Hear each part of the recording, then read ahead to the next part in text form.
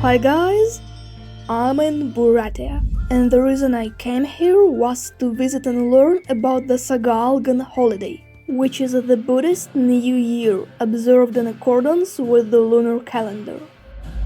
And I knew I had a very special shot ahead of me because I was in such an odd place with peculiar traditions. Buryatia is a very intriguing republic because it's one of the few Buddhist areas in Russia, which is reflected strongly in its appearance. This video will treat you to datsans, stupas, Buddha statues and sculptures, altars adorned with a variety of deities, lamas performing mantras, elaborate rituals, and age-old customs. Sagalgan is translated as White Month, a holiday that is celebrated on the first new moon of spring each year, and it has no set date. Buryatia's capital, Ullan-Ude, is adorned with ice sculptures in its center, where kids, and occasionally adults, play and enjoy themselves to upbeat music. Visiting datsans, or Buddhist temples, is one of the many customs prevalent in Sagalgan. The first one I visited was the most well-known. The 10 temples that make up Ivolginsky Datsan are all worth visiting, because they each have something special to offer, such as odd interiors, varied altars, and the statues of the gods. It's difficult to believe that this is all in Russia, because the location is so amazing. It feels more like a Japanese or Tibetan hamlet. A vast area filled with sculptures, stupas, colorful temples, and an infinite supply of drums, all of which are aggressively spun by arriving Buddhists. And of course, travelers such as me. Spinning the drums is like to praying, since they contain manuscripts with mantras inside of them. Is this a terrible method of automation? Spinning in the appropriate direction is crucial. The speakers played different prayers that the lamas were reciting in the main temple for the entire time I was on the Datsan territory. The monks are opened for everyone to listen to inside. It is required to remove your headgear at the entry, and you must proceed strictly in a clockwise direction. It's also against the law in most Buryatia temples to face away from the altar, so if you go outside, you must back up and take care not to step on anyone. Apart from the temples, the area also houses Russia's sole Buddhist university, a greenhouse, and monks' lodges that are open for visits during specific hours. Lama has the ability to consult, advise, and forecast one's own future. Right within the temples, a variety of amulets, healing herbs and trinkets are also for sale. Every temple, no matter how tiny or humble, has a consistent layout inside. The altar, which houses the Buddha, serves as a major shrine, and there's a table where the lamas congregate to perform rituals and read prayers. Buddhism acknowledges a multitude of deities, rather than a one god. Some sources claim that there are 999 distinct gods, but you'll probably never find out. Fascinatingly, their colors are different. Typically, green signifies Tara, the mother of all Buddhas, and blue, the medicine Buddha. Generally, a variety of offerings are presented to the gods. These can include money, candies, or even white rice. On the Datsan's land lies a sacred stone that, so the story goes, one must approach from 10 meters away while keeping one's eyes closed, in order to make a wish. It is said that if a person is deserving of this request, the stone will draw it to itself. However, as you can see, my walk isn't exactly smooth when I close my eyes. Still, I made a wish. Who's gonna stop me from doing that? offering a lamp is one of the numerous rites that can be carried out close by, as its light represents wisdom and chases away the darkness of ignorance. The previously stated stupas, which are monuments that represent the Buddha's mind, are another essential component of Buddhism. Even though they all have the same pattern, nearly every one of them is distinct due to variations in size, shape, and ornamentation. Stupas are built in observance of various occasions, as well as offerings to the Buddhas. Often entombed inside are holy relics, prayer books, the remains of enlightened monks, or jewels.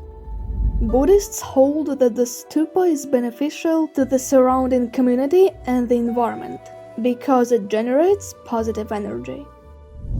A highlight of the trip was a visit to the temple, which is home to a remarkable relic, the incorruptible body of Lama Itigelov, preserved at a specific temperature in a unique glass sarcophagus. I was quite fortunate to be able to watch it, as it is only available 8 times a year around significant holidays. According to a narrative surrounding this monk, in 1927 the Lama experienced nirvana while in prayer and meditation, and following his enlightenment, he was interred in a wooden cube. According to Itigelov's will, his body was examined twice and was in perfect condition for many years. It was relocated to the Ivolginsky Datsun in 2002. The monk is allegedly in a deep state of anabiosis, with several aspects of his existence drastically delayed but not completely stopped. Furthermore, other visitors say they saw perspiration dripping from the Lama's forehead. Unbelievable as it may seem, each person will undoubtedly make his own decisions. Monk-made paintings known as sand mandalas can also be found in one of the temples. They make use of colored sand and a unique instrument that is made up of a thin rod and a metal funnel. A small stream of sand is poured onto the table when the funnel is tapped. It is common for Buddhists to spend weeks working on a single artwork. Even though making the mandala is intricate and labor-intensive, it is nearly instantly destroyed by sweeping and combining all of the sand that was used. It serves as a reminder that nothing in this world is permanent. Meanwhile, Sagalgan preparations are underway.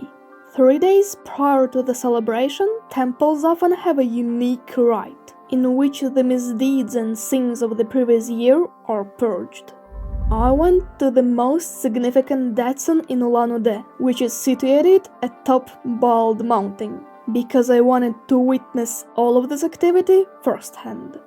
Despite the relatively broad territory, there is only one temple here, yet it is massive enough to dwarf all the others in size.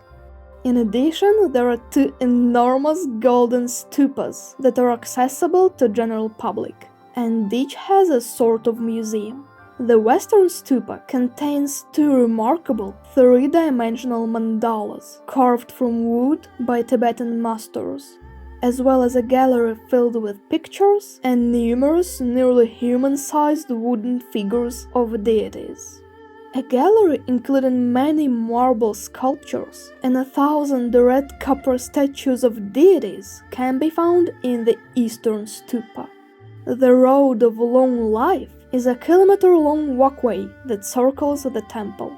It begins at the temple walls, and a big bell that everyone walking by is meant to ring is at the first spot to stop.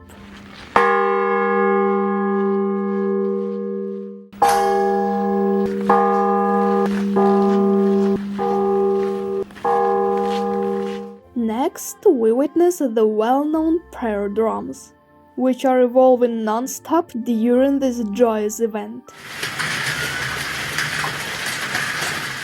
There are 12 gazebos honoring animals from the old Chinese calendar along the path. For instance, we can see the dragon gazebo, which represents the year 2024.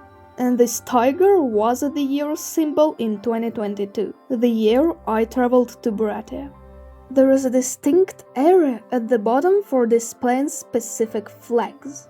Before the holiday, hundreds or perhaps thousands of flags were removed to make place for new ones, so the place is cleared up.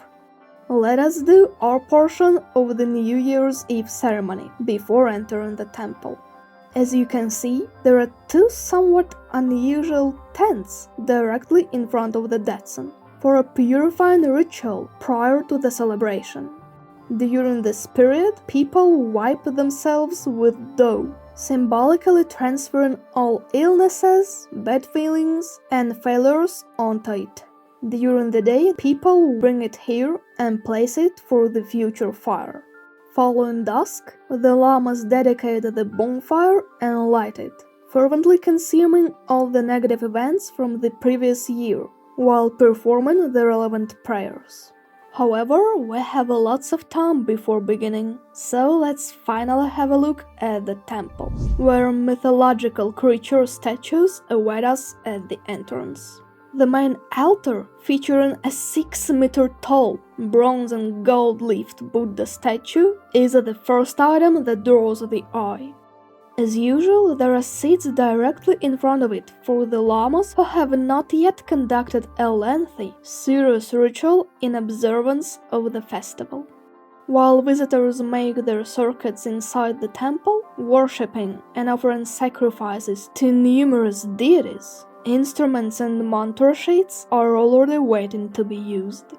And these large rosary beads were given to the Datsun by a Japanese monk. They claim that you may sense a positive energy force when you touch these beads. Not that I've tested it.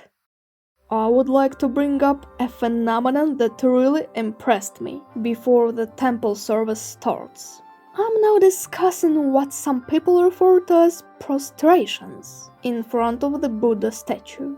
Felt pads are placed on a board with a smooth lacquer finish to increase comfort. Some lamas claim that the benefits of prostrations include the accumulation of good deeds and the achievement of bodily, verbal, and mental purity.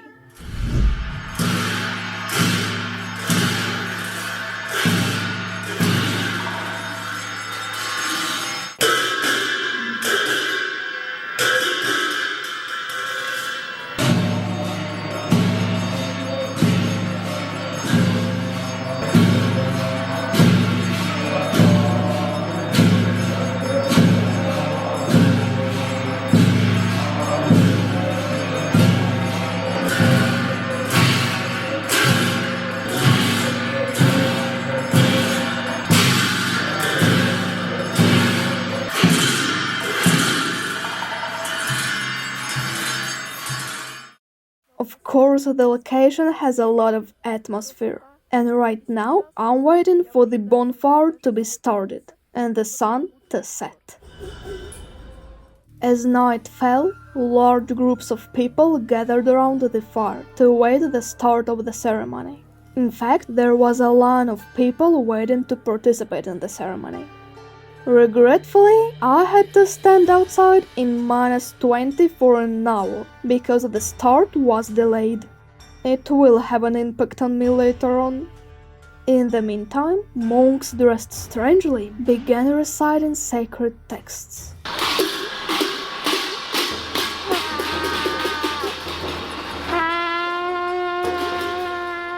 And burned the ceremonial tents down.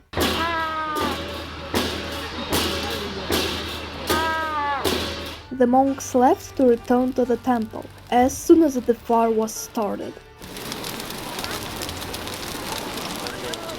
But I had a little problem. I nearly passed out. Maybe as a result of mild hypothermia that was supplanted by the fire's heat. Nevertheless, my legs gave way and I had swimmy vision. My main concern was staying upright while holding the camera and keeping B-Boy at my back. I started to fall down as I approached the temple, realizing that I was far worse inside. Luckily, I was led to a bench by someone in the vicinity. The people of faith gathered in the temple were actively participating in the service at that point.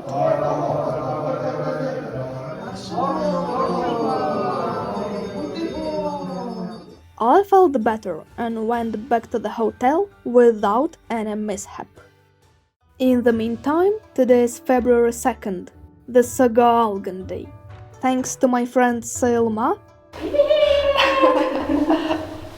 who teaches at a Buryat language school, I can show you how this day is observed in traditional families. Though many young Buryats no longer speak their original language, they speak only Russian. The older generation of Buryats nonetheless makes a strong effort to maintain their cultural identity, reviving many of the customs that were lost during the USSR.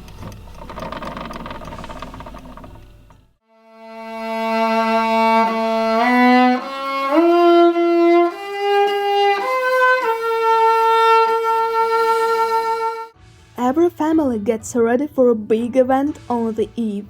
They clean the house, get ready for the guests to arrive, set up a large table with lots of meat dishes and white dairy cuisine. Adherents adorn a domestic Buddhist altar, positioning the finest confections as sacrifices to the gods. Meat, dairy, biscuits and sweets. One of the lamps is on. If the national dresses have been kept in the family, they are worn throughout the celebration. People relax and spend the entire first day together as a family. On the second day, they start calling upon friends and relatives.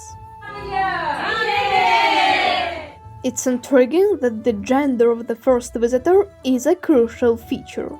It's said that the following year will be prosperous if a man is the first to arrive. I'm not sexist. The festivities last for 2 weeks, perhaps longer. Individuals congratulate each other, exchange gifts, sing traditional songs,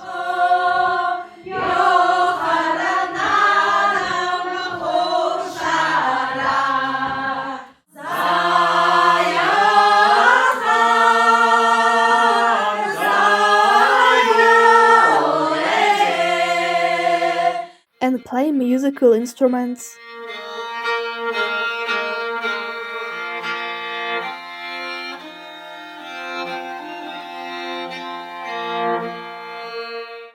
I happened to be invited to stay in a traditional Buryat house with a great woman, and all because of Selma.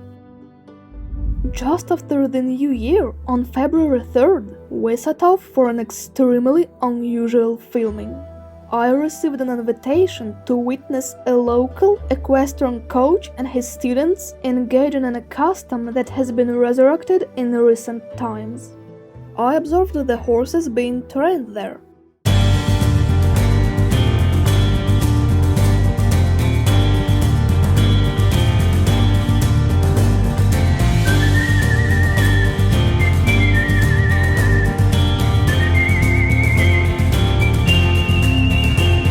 And then, all of a sudden, we were going to see someone.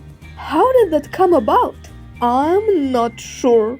However, I was permitted to snap images of the feast and the house. Something is sizzling and boiling in the kitchen, and there is a bustle of booze cooking going on. We were then invited to the table, where the gift-giving process started. Traditionally, the hostess gives each visitor a shot of vodka, in addition to the present. And then, all of a sudden, they began to pour out for me.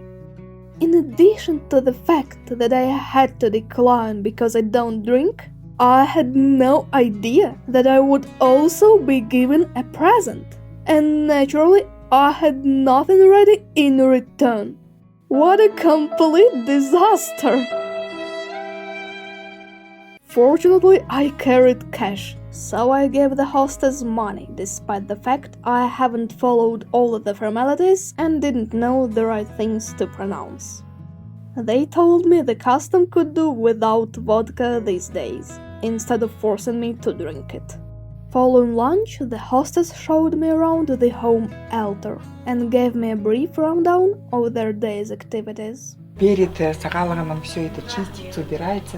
С вечера перед сагалаганом ставится самая вкусная еда, что мы кушаем, самое изысканное. Из того, что поставлено уже, которое быстро портится, это белые пищу уже съели, а сейчас вот так конфеты, печенье, вот это мясное блюдо, все это ставится на божницу. И вот так в течение 15 дней всегда горит лампада, благовоние. Buryats are generally quite welcoming, making you feel as though you have visited your grandmother's home. Fantastic! We said our goodbyes, but I couldn't comprehend a word of Buryat.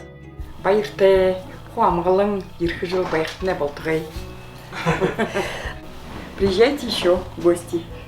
В любой момент можете приехать, мы всегда рады гостям. Спасибо большое. До свидания. До свидания. I will eventually tell you more about hanging the flags. So let's go see how to do it. They're referred to as the horse of the wind of good luck, or Himarin in Buryat.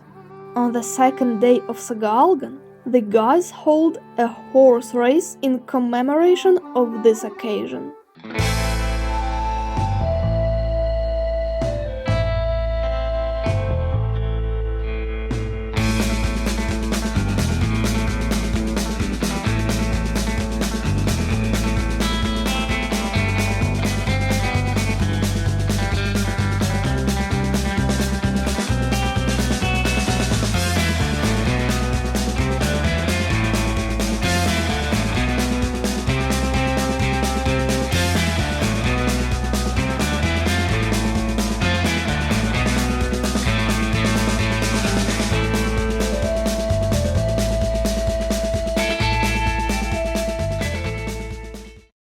They also hang himarin on trees and special poles that are usually placed in areas that are associated with good energy.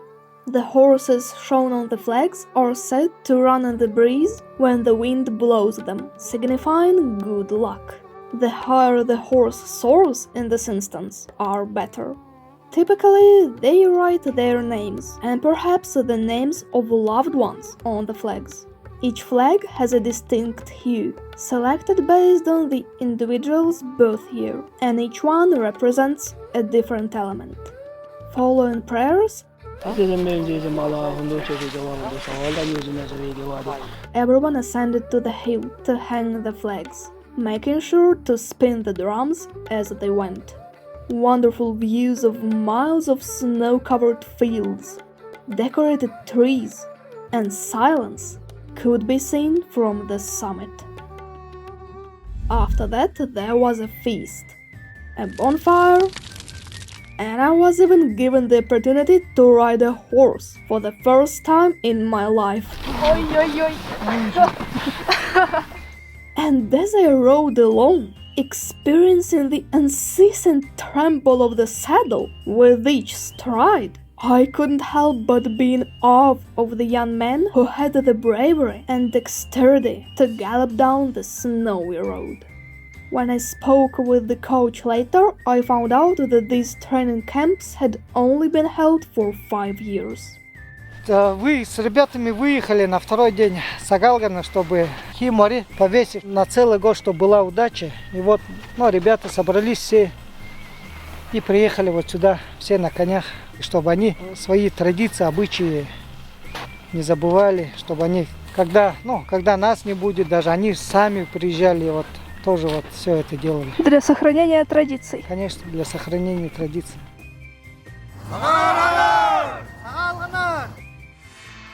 Over the first 15 days following the New Year, all Buddhist temples hold special prayers to honor the 15 miraculous acts of the Buddha. Most likely, I attended one of these sessions after making a halt at Atsagansky Datsun, en route to the rock with the 33-meter-tall Buddha sculpture. Situated amidst an expansive valley, the temple holds great significance and is among the most ancient Datsuns in Buryatia. Following its establishment, a printing house that produced books in both Tibetan and Mongolian emerged here. It developed into a hub for Tibetan medicine around the start of the 20th century. Although though it is the past, one of the healers is still held in high regard there. There are sculptures of gods all over the area, including white Tara, Buddha, and the well-known white stupas. Here, one black stupa constructed in the northern Buryat Mongolian style stands out. And this is the Sutra, a holy book translated from Tibetan into Russian. It appears that there are other religions practiced in Buryatia besides Buddhism. This region is particularly active in the development of shamanism, in addition to orthodoxy, which is rather prevalent, judged by the number of cathedrals and churches. I would like to note the great cathedral of Ulan-Ude, built in the so-called Siberian Baroque style. Shamans are visited by a great number of people, in both the city and the villages, for advice, disease cures, future predictions, and who knows what else. What's the point I'm making? There is a genuine shamanic center in Ulan-Ude that anybody can visit if they so choose. It was true I didn't meet a single person I was there, so it was likely that not many people were eager to go. A quick glance at the gates at the entry indicates that we're in an uncommon area. A shamanic temple that was constructed in 2019 lies directly behind them. Sadly, it was closed when I got there.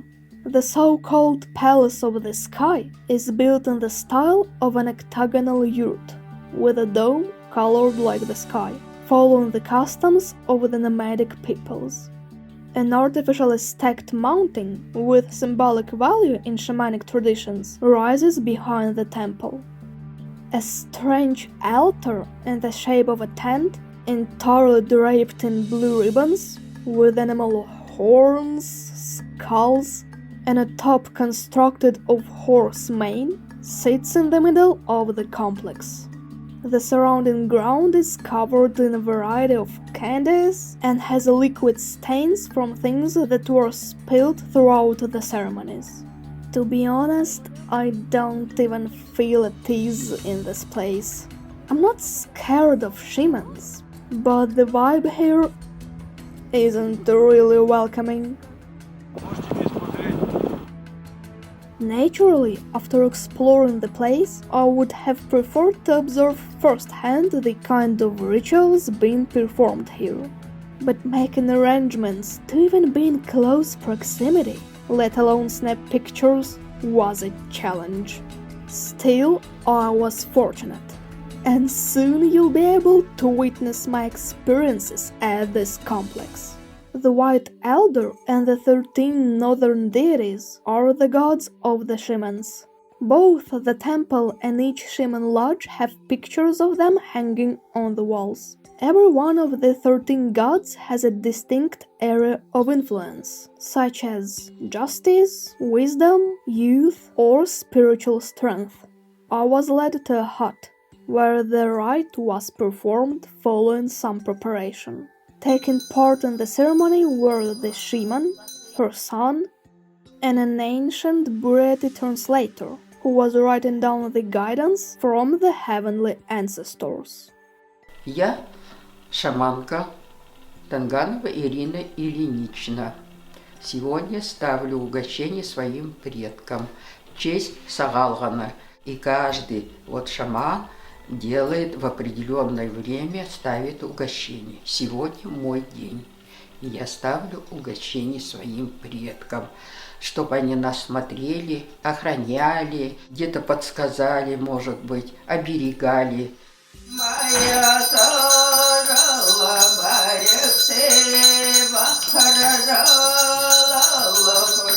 И призываю своих предков, божества для начала, вот призвала их всех, подсказала им, что, зачем они пришли сюда и зачем я их спустила. А потом я входила в транс.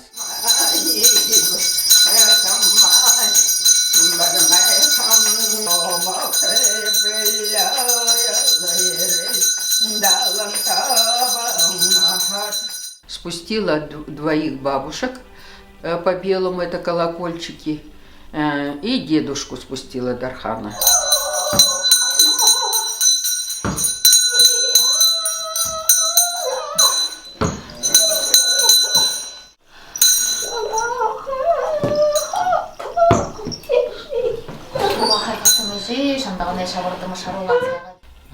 Вот они пришли, сказали моему сыну, здесь он присутствует, и сказали, что ему делать, как ему по работе, как жить дальше, когда жениться, какую девушку взять себе невестку желательно.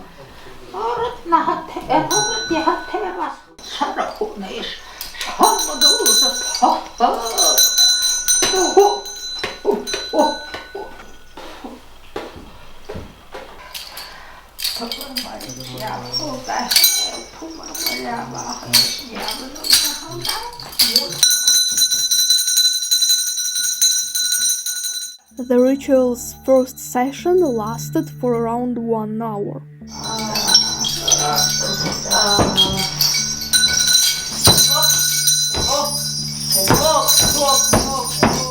When there was a brief interval later, I finally found out what was going on. The shaman informed me that her ancestors were shocked that at one point I had not bowed with everyone else.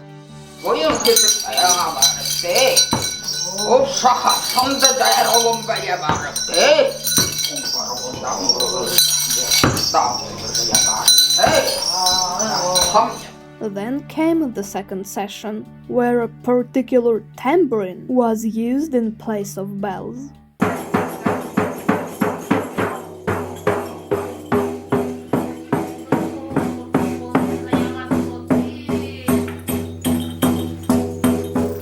And then, after leaving a gift as a token of my appreciation, I cautiously exited the lodge. I had odd feelings naturally. It was incredibly peculiar and unexpected. That brought my 2-week adventure to a conclusion. I conducted an internal analysis of Buryat customs and culture. I had many wonderful encounters. I went to a lot of stunning, unique, and moody locations. I took off for home with a feeling of total fulfillment, ready to make 2 films about the original, distinctive, and fascinating Buryat territory. Thanks for watching, and bye-bye.